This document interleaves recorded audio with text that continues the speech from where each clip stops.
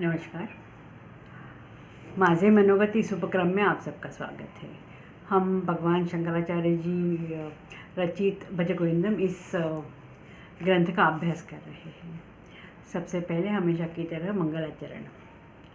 शंकरं शंकराचार्यं केशवं बादरायणं सूत्रभाष्यकृतौ वन्दे भगवन्तौ पुनः पुनः।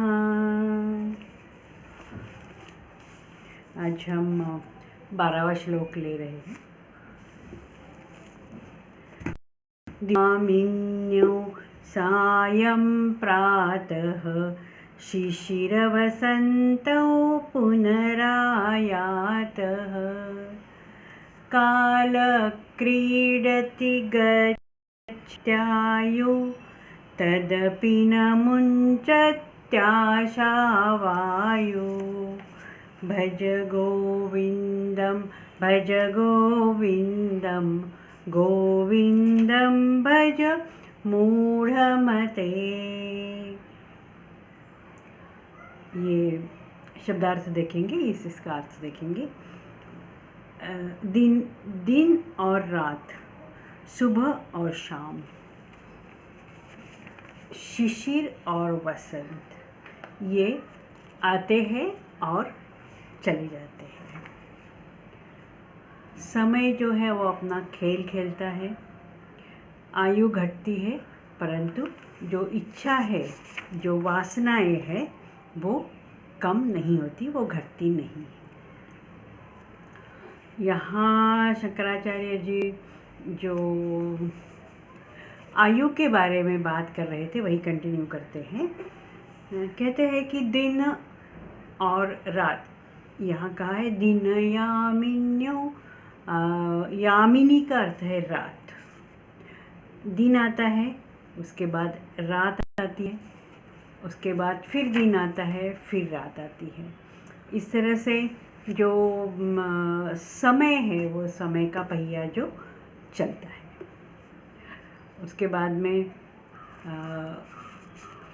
शंकराचार्य जी कहते हैं कि शाम, सायं मतलब शाम, प्रातः मतलब सुबह। उसी तरह से शाम आती है, सुबह आती है, शाम आती है, रात होती है, सुबह आती है। रात का जो अंत जो है वो सुबह में होता है, और सुबह का और दिन का जो अंत जो है वो रात में होता है, और रात और दिन ये चलते रहते हैं। वैसे ही समय व्यतीत होते जाता है, ऋतुएं आती है, जो 6 ऋतु है उसमें शिशिर आता है, फिर वसंत आता है। शिशिर मतलब यहाँ शंकराचार्य जी अपनी जो प्रतिभा है, वो उनकी कवि प्रतिभा है, वो उनकी पूरी उभर कर आती है। शिशिर का मतलब है जहाँ जो पेड़ के जो पत्ते हैं वो गिर जाते हैं, और पूरा जो सर्दी होती है, वहाँ ठंडी होती है, ठंडी की वजह से पत्ते गिर जाते हैं और वो सारे पेड़ बिना पत्तों के उजाड़ हो जाते हैं। उसके बाद वसंत आता है। वसंत में पूरे सब पेड़ों के पत्ते आ जाते हैं। पूरा जो निसर्ग जो है अपने चरम सीमा पे, सौंदर्य की चरम सीमा पे होता है, और सृष्टि जो है फिर से वो फॉल, शिशिर मतलब फॉल है, फॉल से लेके स्प्रिंग तक, मतलब बहुत ही अपने सौंदर्य को दर्शाती है। अभी आगे शंकराचार्य जी कहते हैं कि ये तो काल जो है वो तो क्रीड़ा कर रहा है। काल जो है वो अपने खेल खेल रहा है। समय जो है खेल रहा है, वो आता है, जाता है। और जो काल है, वो समय जो है वो उसका चलना, उसका किसी भी हालत में किसी के लिए वो रुकता नहीं है, वो चलते जाता है। अब ये ऐसे देखा जाए तो हम तो अनुभव भी करते हैं ना हमेशा कि आता है, दिन आता है, चला जाता है। समय दिन के बाद हमने पहले श्लोक में भी देखा कि दिन है, रात है, फिर दिन है, फिर रात है, उसके बाद में वीक आता है, हफ्ता आता है, हफ्ता चला जाता है, महीने साल चला जाता है, ऋतु आती है, ऋतु जाती है। यहाँ शंकराचार्य जी ये कहते हैं कि लेकिन समय चला जाता है, समय चलते रहता है, लेकिन हमारी जो आशा है, यह समय का मतलब शंकराचार्य जी कहते हैं कि हमारी जो आयु है वो बढ़ती है। समय के साथ साथ ऑफकोर्स हमारी आयु बढ़ती है, हमारी आयु बढ़ती है, हमारी उम्र बढ़ती है, लेकिन उम्र बढ़ने के बाद भी हमारी जो तदपि न मुंचत्याशा वायु हो, हमारी जो इच्छाएं हैं, हमारी जो वासनाएं हैं वो कम नहीं होती हैं। अभी हम यदि देखें तो ये मतलब शंकराचार्य जी ये पिछले 2-3 श्लोकों में यही बात बताना चाहते हैं कि तुम्हारी इच्छाएं और जो वासनाएं उसको कम करना चाहिए, उसको बढ़ते आयु के साथ साथ, वैसे तो सारी उम्र में ही कम करनी चाहिए, लेकिन स्पेशली जबकि आयु बढ़ती है तो उसको कंट्रोल में रखना, संयम में रखना चाहिए। यहाँ एक कठोपनिषद में जो है, कठोपनिषद एक प्रमुख उपनिषद है, उसमें एक छोटा बालक नचिकेत और यमराज उनका संवाद दिया है। अब इसकी संक्षेप में, शॉर्ट में ये कहानी है। ये नचिकेत बालक था, उसके पिता जो है वो वाजश्रवा नाम था उनका, और उन्होंने एक यज्ञ किया है, और यज्ञ करने के बाद जो दान देते हैं, ब्राह्मणों को दान देते हैं, तब ये वाजश्रवा राजा ने दान में ब्राह्मणों को कुछ गाय दी, लेकिन जो दान दी हुई गाय है वो बहुत बुरी हो चुकी थी। वो दूध देने के लिए या कुछ उसको अलग रीति से काम लाने के लिए वो जो गाय जो है वो कुछ काम की नहीं थी, तो वो दे रहे थे, एक गाय जो है वो ब्राह्मण को दान दे रहे थे। तब नचिकेत वहीं खड़ा था। नचिकेत ने पूछा कि आप ये जो कुछ काम की नहीं वो गाय दान दे रहे हैं, तो आप मुझे किसे दान देंगे? वाजश्रवा राजा ने पहले तो थोड़ी देर उसका वो बालक समझ के उसको ध्यान नहीं दिया, लेकिन नचिकेता एक बहुत बुद्धिमान बालक था, वो क्या कहते हैं, वो बॉर्न इंटेलिजेंट था, तो उसने बार बार वो पूछता रहा कि मुझे किसे देंगे आप, मुझे किसे देंगे दान? तो वाजश्रवा ने बहुत गुस्से से बोल दिया कि मैं तुम्हें मृत्यु को दान दे देता हूँ। अब नचिकेत ने ये उनके शब्द जो है वो सच समझे, और वो मृत्यु की खोज में, मृत्यु की जो देवता है यमराज है, उनकी खोज में निकल गया। अब नचिकेत की इच्छा, नचिकेत का जो ये अध्यात्म ज्ञान पाने का इतना शायद उसका बहुत ही, उसका प्रारब्ध हो या उसका बहुत ही ज़्यादा उसका जो स्ट्रॉन्ग विल है, उसके लिए उसको यमराज मिल गए। वो यमराज के घर पहुंच गया, माने उनको द्वार पे पहुंच गया। यमराज कहीं बाहर गए थे, इसके लिए वो 3 दिन तक वहाँ उनकी इंतज़ार करता रहा। यमराज ने देखा कि इतना एक छोटा सा बालक जो है वो यहाँ बैठा है, मेरा इंतज़ार कर रहा है। वो बाहर से आने का, उन्होंने पूछा तुम क्यों बैठे हो? तो नचिकेत ने कहा कि मेरे पिताजी ने मुझे आपको दान दिया है, अब मुझे बताइए कि ये आत्मज्ञान का क्या है, वो मैं पाना चाहता हूँ। यमराज ने कहा कि तुम ये आत्मज्ञान लेके, ये ब्रह्म का ज्ञान लेके क्या करोगे? तुम बहुत छोटे हो अभी, तो मैं तुमको लंबी आयु देता हूँ, मैं तुमको सब राज्य देता हूँ, सब सुख संपत्ति देता हूँ, तुमको बहुत बड़ा पैलेस देता हूँ। तो नचिकेत ने जो नचिकेत उन्होंने कहा कि आप जो मुझे लंबी लंबी आयु दे रहे हैं, मुझे जो राज्य का जो लालच दे रहे हैं, वो आप अपने पास ही रखो। बहुत सुंदर यहाँ नचिकेत का उत्तर है, वो है यमराज के लिए। या अपि सर्वं जीवितम अल्पमेव तवैव वाहास्तव नृत्यगीते। नचिकेत कहते हैं कि आप जो मुझे नृत्य दे रहे हैं, मुझे संगीत दे रहे हैं, वो आप अपने ही पास रखो। तो ये एक कठोपनिषद का जो उपदेश है वो है कि लंबी आयु, जितनी लंबी आयु इतनी इच्छाएं वासनाएं होती है। तो ये लंबी आयु के कंपैरिजन में जो ब्रह्म ज्ञान है वो ज़्यादा इम्पोर्टेंट है। अभी शंकराचार्य जी कहते हैं कि हम जिंदगी में कितना भी धन कमाए, कितनी भी संपत्ति कमाए, लेकिन जब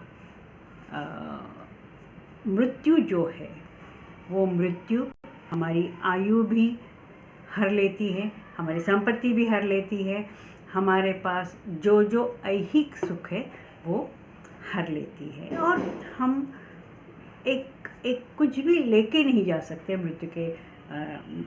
मृत्यु जब आ जाती है तो हम सब यहाँ अब हमारी पूरी जो गठरी है वो यहीं छोड़ के जाते हैं।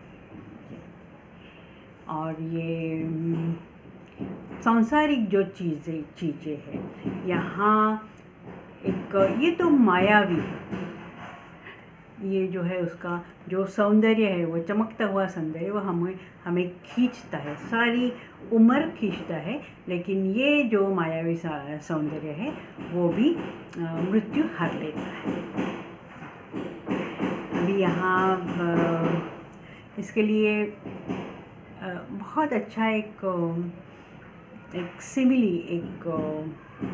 सिमिली दी हुई है यहाँ, ईशावास्य उपनिषद में दिया है। ईशावास्य कहता है हिरण्मयेन पात्रेण सत्यसापि हिखम्।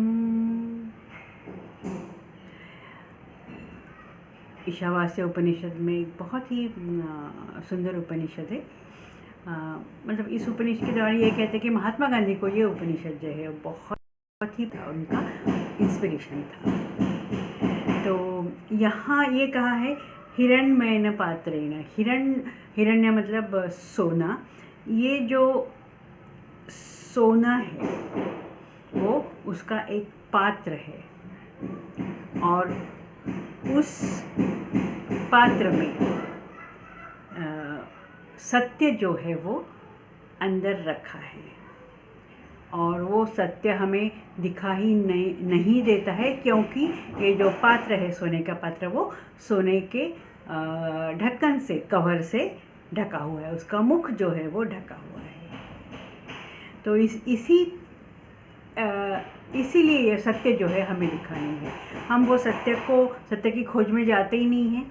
वो जो बाहर का जो उसका मुख जो है वो भी हिरण्यमय है, वो भी सोने का है, और वो चमचमाता सोने का मुख जो है, हम उसी की तरफ अट्रैक्ट होते हैं, और उसी को देखते हैं। अंदर जाने का हम कभी कोशिश नहीं करते।